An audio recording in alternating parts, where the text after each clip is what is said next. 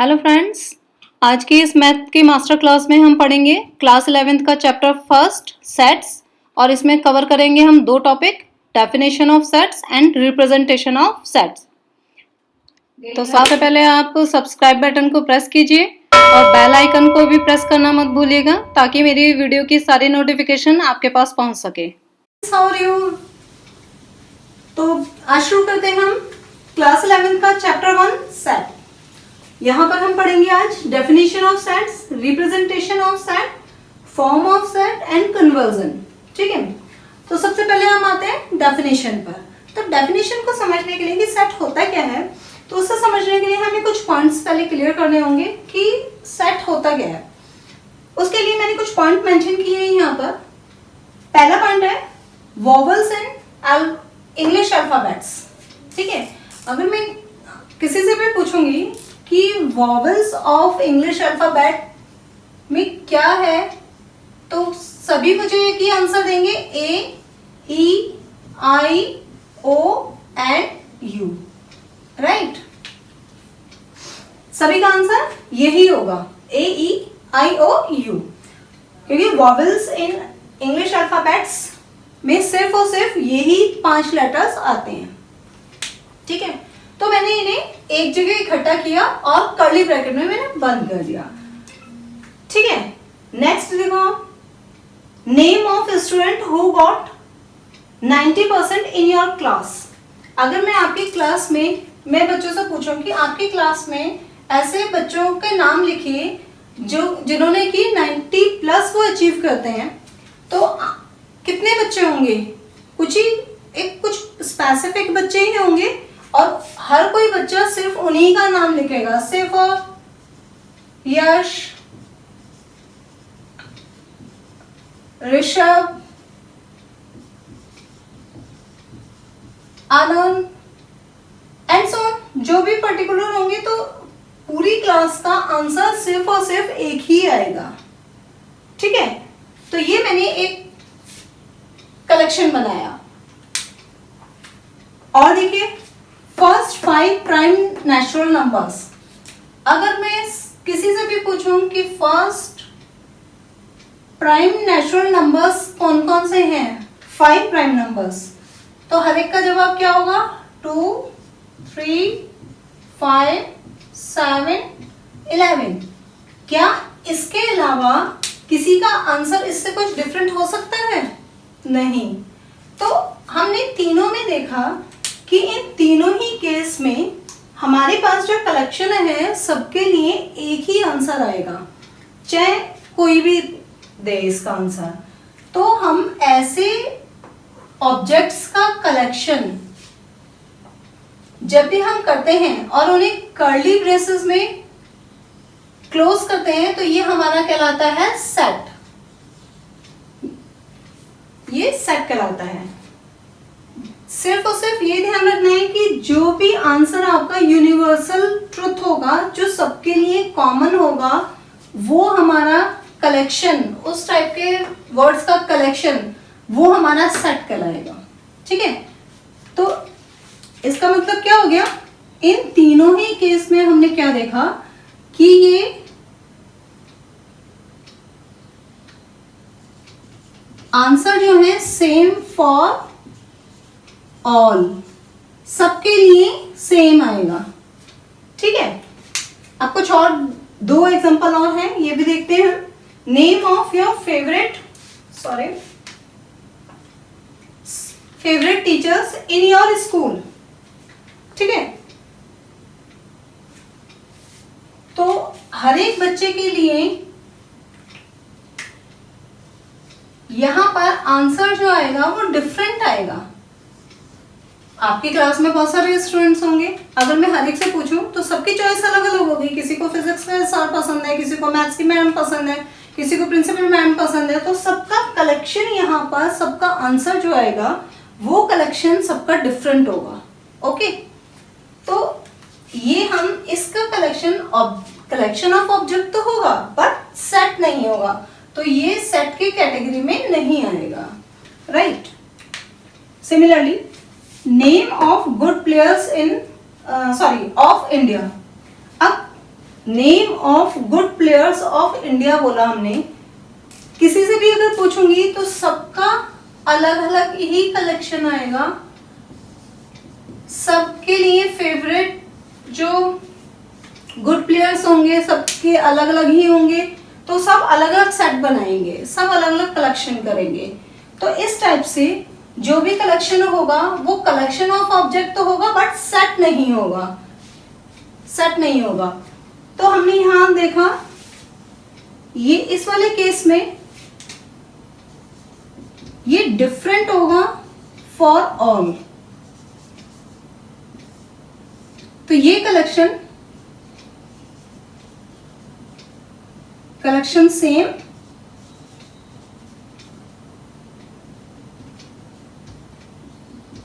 और collection different. यहां पर सेम होगा सबके, इन तीनों केस में हमने देखा कि सभी के लिए कलेक्शन सेम आएगा, बट इन दोनों केसेस में हमने देखा कि सबके लिए कलेक्शन जो है वो डिफरेंट आएगा। तो हमारी डेफिनेशन क्या हुई?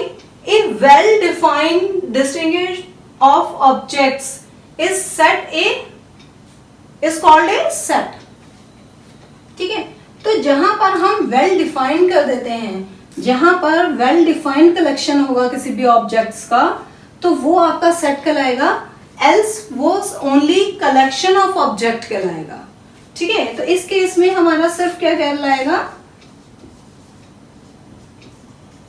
Collection of objects.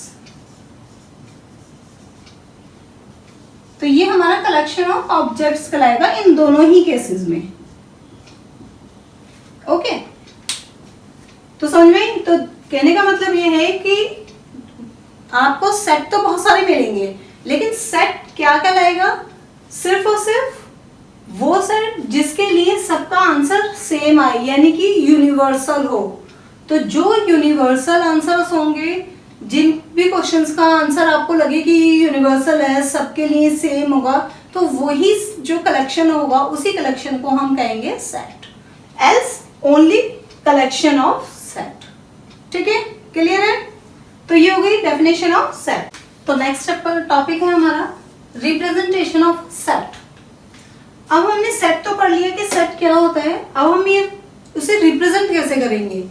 तो उसके लिए हम कुछ पॉइंट्स हैं हमारे पास जो कि हमें सबसे पहले माइंड में रखना होगा कि हम उसे क्या क्या पॉइंट हैं जो कि सेट को रिप्रेजेंट करने में हमें हेल्प करेंगे। तो सबसे पहला है point, set denoted by capital letter. आपको कोई भी सेट, सपोज कोई भी सेट अगर रिप्रेजेंट करना है तो उसको आपको हमेशा कैपिटल लेटर से ही रिप्रेजेंट करना होगा। ठीक है, अब जैसे अभी मैंने एक एग्जांपल लिया था,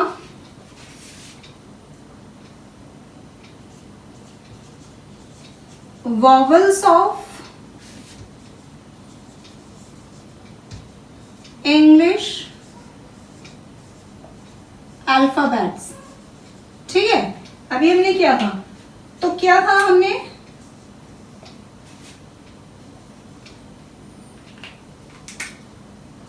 ए ई आई ओ यू। ठीक है, ये हमने कहा था कि ये एक सेट है। इस सेट को रिप्रेजेंट करने के लिए हमें क्या करना होगा? दिस इज इक्वल टू, इसको रिप्रेजेंट किया हमने कैपिटल ए। आप कोई भी नंबर ले सकते हो, कोई भी अल्फाबेट ले सकते हो यहाँ पर, लेकिन होगा कैपिटल लेटर। तो set denoted by capital letter, set हमेशा कैपिटल लेटर से ही डिनोट किया जाएगा। तो ये हमने जो वॉवल्स का एक सेट बनाया था उसको हमने रिप्रेजेंट किया कैपिटल ए से। ठीक है, और ये जो ए ई आई ओ यू है, इनको हम कहेंगे एलिमेंट्स। क्या कहेंगे? एलिमेंट्स। ये जितने भी एलिमेंट्स हैं ऑलवेज स्मॉल लेटर में आएंगे। कभी भी सेट के अंदर कोई भी लेटर कैपिटल आप यूज नहीं करेंगे। तो फर्स्ट बात, सेट को रिप्रेजेंट करेंगे कैपिटल लेटर से, बट जो एलिमेंट्स हैं वो हमेशा स्मॉल लेटर से ही रिप्रेजेंट करेंगे हम। ओके, तो सेकंड पॉइंट हमारा यही है, elements denoted by small letter, हमेशा स्मॉल लेटर से ही रिप्रेजेंट होंगे। ठीक है, third, all elements of a set will be written in आप यहाँ पे ये हमने क्लोज किया, इन कलेक्शन लिया, अल्फाबेट्स का कलेक्शन लिया, वॉवल्स का कलेक्शन लिया, उनको हमने क्लोज किया कर्ली ब्रेसेस से, ठीक है। तो ये आपका सेट रिप्रेजेंट हो गया। अगर हम यहाँ पर इस टाइप का ब्रैकेट लगा देंगे तो ये गलत हो जाएगा।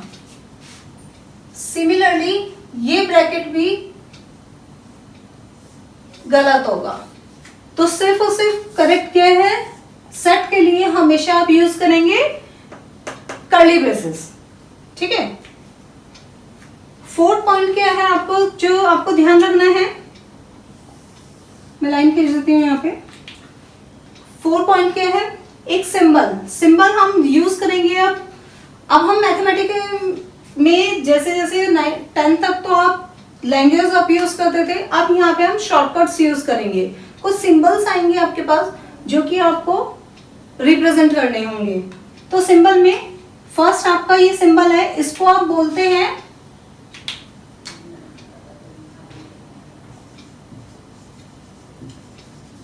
Belongs to. क्या बोलते हैं, बिलोंग्स टू। सिमिलरली अगर हमने ये ब्रैकेट किया, वैसे ये सिंबल लगाया और उसको क्रॉस करा, तो ये हो गया आपका डज नॉट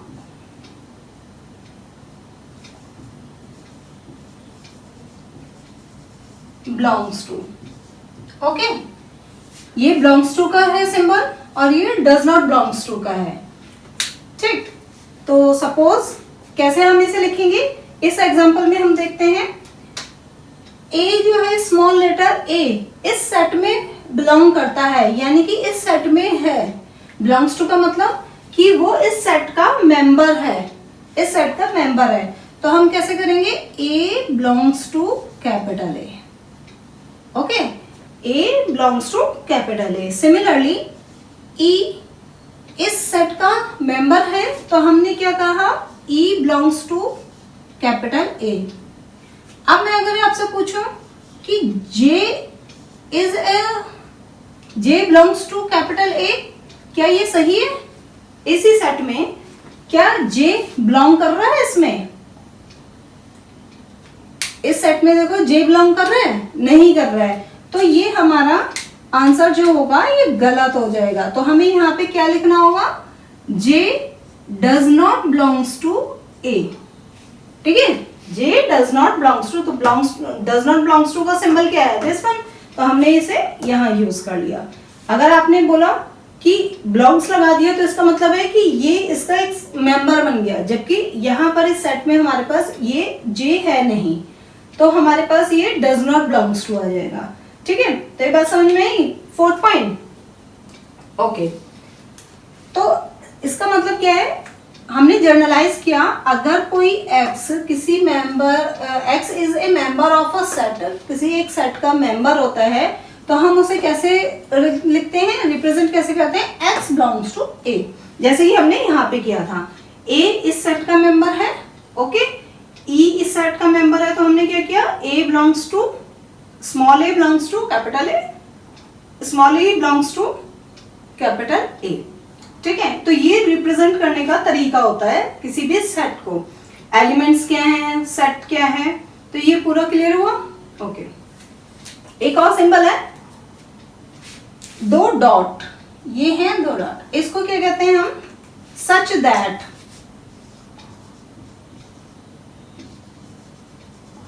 सच दैट, ठीक है। इसको आप सॉरी, इस सिंबल से भी आप रिप्रेजेंट कर सकते हो, ठीक है। तो सच दैट का क्या मतलब हुआ कि ऐसा है कि, हम हिंदी में बोलते हैं ना कि ऐसा है, तो हम कैसे बोल रहे हैं, इसमें आप एग्जांपल लो। सपोज मैंने एक सेट लिया नेचुरल नंबर का, तो नेचुरल नंबर का सेट क्या हुआ, 1 2 3 4 5, दिस वन, ये पूरा नेचुरल नंबर का एक सेट है। अगर मैं इसको, ये तो मैंने नंबर्स में रिप्रेजेंट कर दिया, ठीक है। तो एक सेट है ए, एक सेट है ए जिसे मैंने 1 2 3 एंड सो ऑन नंबर्स में दिखाया है कि इसमें ये नंबर्स बिलोंग करते हैं। तो इसको मैं ऐसे भी तो लिख सकती हूँ, ए मेरे पास x ऐसा है सच दैट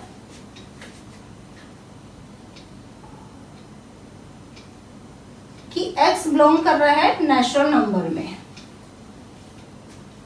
ठीक है।